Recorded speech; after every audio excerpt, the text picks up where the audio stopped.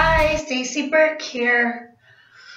I wanted to do some story times because there's some list that I've been working on for videos, but I just haven't had a time to sit down and talk to you. And I just sprayed some cleaner and it's affecting my eyes right now. So sorry if I'm going to be touching my nose and my eyes, but I just sprayed some cleaner and it was it's a little strong. But I think I did a video kind of like this not too long ago about how I used to work for bands.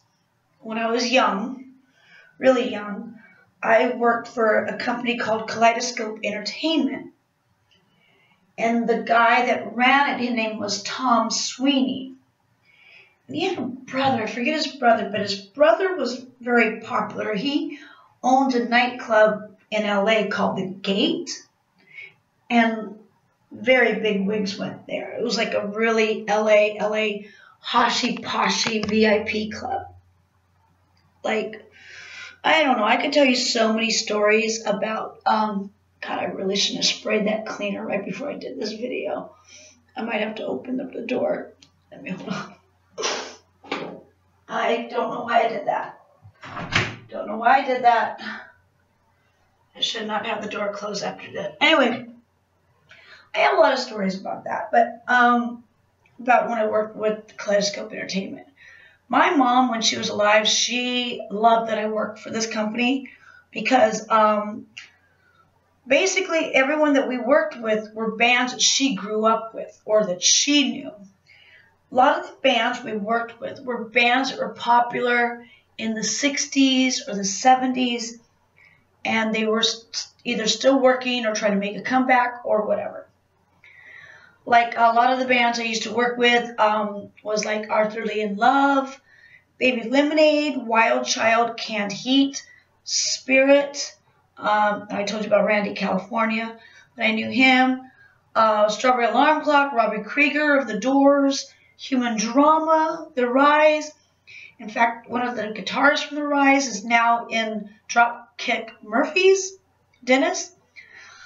And then, of course, I worked with Big Brother and the Holding Company, which was Janis Joplin's band, Jet Boy, Motorcycle Boy, and it goes on. I worked clubs like Club Lingerie, the Roxbury, the Whiskey, Gazzaris, the Palomino. I literally, and the Troubadour. I either would work the ticket booth, or I would count people, or just do whatever, or pass out flyers on Sunset Boulevard, because this is before Twitter, this is before social media. Computer was around, but it wasn't really like how it is today. It was old-fashioned band stuff. And I could tell you so many stories, so many stories, but most of it, we would print up flyers, and I would go around Sunset Boulevard telling everyone about it, whatever I could, working the door and stuff like that. Oh my God, my eyes are watering.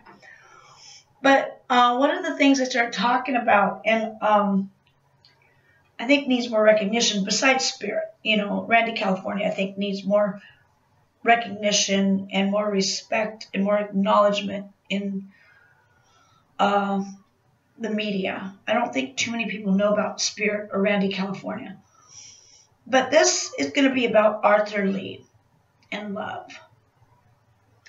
Now, I don't want to be I'm not going to tell you too much about him. Yes, Felix.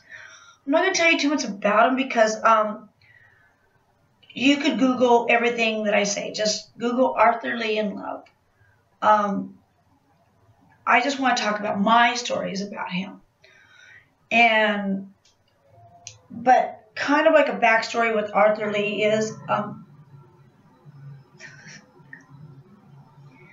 is he had a group, Arthur Lee and Love, in the 60s, and they were kind of ahead of their time. A lot of their songs are kind of have a punk rock hard edge to them a little bit. And of course, they're part of the 60s love movement and all that kind of stuff, but they kind of have an edge to them. In fact, when I knew Arthur Lee and when I was working for him, he kind of had a little beef with Jim Morrison. Of course, Jim Morrison's dead. Of course, Arthur Lee is dead now too, but this is when I knew him, of course, when he's alive. And he had a beef with Jim Morrison, because if you watch The Doors, the movie The Doors, Jim meets this redheaded girl, and she's in bed with somebody, right? And Jim Morrison, like, goes through a window or whatever. Anyway, that was Arthur Lee. Arthur Lee was dating her first. Jim Morrison stole his chick. And he never got over it. In fact, one of the bands I used to work for called Wild Child, which was like a Doors tribute band. They're still around, by the way, Dave Rock. Arthur Lee would flirt with Dave's wife because he would always say, well, you know, Jim Morrison stole my girl. I'm going to steal Jim Morrison's girl. Even though it wasn't Jim Morrison, but if you know Wild Child, if you know Dave Brock, it's almost like he was Jim Morrison. It was kind of weird. It was very, they were probably the best Doors tribute band ever. And they still play. So that's like a story with Arthur Lee. Another thing is I used to sell his t-shirts, his merchandise. That's another one of my jobs when I worked for bands. And he never paid me. Like, I sold his merchandise, and at the end of the day, at the end of the night, you give him the rest of the t-shirts, you give him the total, and you give them the money, and you tell them how much you sold. And usually they give you like $1 a shirt, $2 a shirt, or 10% or 20% or a flat rate. In other words, they pay you something. He didn't pay me anything. He would count the shirts, make sure they were all there, because he was like, you know, he thought everyone stole from him. So that's a story of mine with Arthur Lee. Another one was he would always tell the story about how Mick Jagger wanted to meet him and sent a limo for him. And so Arthur Lee was like, cool, all right. Limo comes, he looks inside. No Mick Jagger. He's all, where's Mick Jagger? The driver goes, oh, I'm just picking you up and to drive you to meet him. Arthur Lee says, screw that. Well, if that, I'm not getting in. If he doesn't have the decency to come to pick me up, then I'm not getting in the limo. So that's another little story. There's lots of little stories, and you'll even read probably about, if you're going to Google him, how later on he got hooked up with a girl, and I guess they got in a fight, and she was in a supermarket, and he went in after her in the supermarket, and I guess he fired off a gun, and he had to go to jail, and he went to jail, and then he got out, and I guess eventually he died. I don't know what he died from. I don't remember. But when I was working for him, Arthur Lee hooked up with this band called Baby Lemonade, who's just like this funk band, a really good funk band, but it would be called Arthur Lee and Baby Lemonade. That was when I was working for him. But I really don't think he gets as much respect and acknowledgement as he should have. I think there should be a movie. In fact, I said something there needs to be a movie, and they said there is a movie, and I'll put the link. It's something about a love story, but if you Google love story, it's a different kind of love story. You gotta Google Arthur Lee love story movie.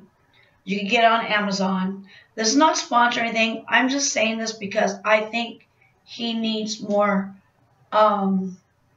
acknowledgement, more recognition. Like, Arthur Lee and Love, like, he was responsible for the Beatles. He's responsible for a lot. His music was very influential. Like, even Spirit, I don't think has enough respect or acknowledgement. I think they're one of the bands, too, that I don't know why. Like, people just didn't get them. They were ahead of its time. Same with Arthur Lee, ahead of its time, and other bands loved them, like the Doors. And they kind of took a little bit of the influences from them and got famous, and then kind of left Arthur Lee and Spirit in the dust. There's a few other ones, too. There's another one that I want to talk about, but I can't pronounce the name. It's a David Bowie type of thing. Joe Bryant. But I might do that again later because I'm just learning about him too. I think his name is Joe Bryant. And he was like a David Bowie type of person. And a lot of the stuff that David Bowie, I thought, created was really Joe Bryant. Like the clown outfit and the space outfit and the Diamond Dogs cover, like Joe Bryant. Am I saying it right, Joe Bryant? He's another one that didn't get recognition, but I never worked for him. That's just someone I just recently found, and they have a movie too that I want to watch. But yeah, whenever I hear about certain bands, and if I could remember certain things, I'll let you know. I mean, in a club, I met Timothy Leary, and if you don't know who Timothy Leary is, he's dead. But like when I was working for these bands, my mom was like, "Oh my God, you're living my high school fantasy, working with all these people like Canned Heat, Strawberry Alarm Clock." I mean, I'm talking about there's a lot of bands. Because then there was like newer bands like Motorcycle Boy and Human Drama. If you're into goth or emo or romantic, you know, like Romantic Torture is another one. Romantic Torture I worked with.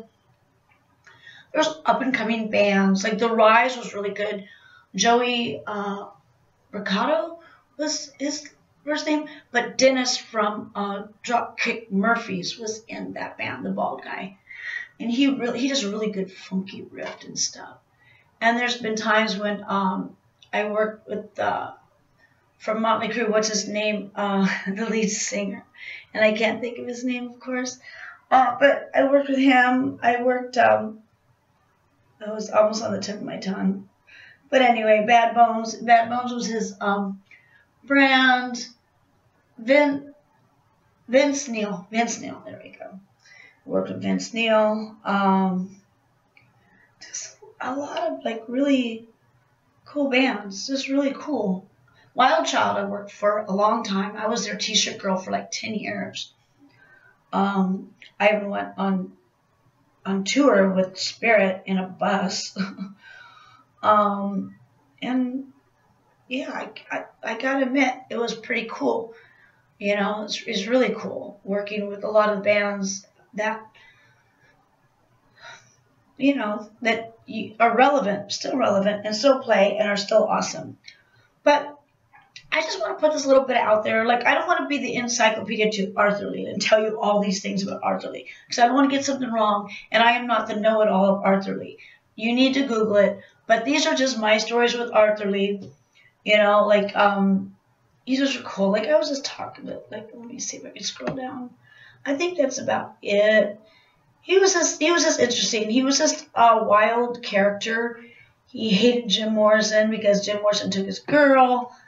Always thought someone was like stealing him or something. He was just, he was a troubled soul. But yet, he was very talented. Like, Google like 7 and 7 and all that stuff. Like, he was, just listen to his music. Listen to his words. Try to look up that movie and watch it. I know I am. I'm probably going to buy it on Amazon and watch it. It's like a documentary. It's like another one, like Rodney Binghammer. Like, I can't say it. Rodney on the Rock, the mayor of Sunset Strip. They even made a movie about him. He doesn't get the recognition he deserves, I don't think. Like, he discovered so many people, so many bands. Like, a lot of the music that is out there is because of him. He's the one that discovered them. Rodney Binghammer. Rodney on the Rock. My tongue, you know my tongue can't work that great. But there's just a lot. Like, even I think Ricky Rackman, like, he doesn't get the recognition he deserves because he's done a lot. The Headbangers Ball and the Cat House and all that. And he kind of discovered bands and brought them in. And I don't think he gets the recognition he deserves. Like, I think these people need, like, Arthur Lee in Love, Spirit, Ricky Rackman, Rodney on the Rock, and Joe Bryant. Right.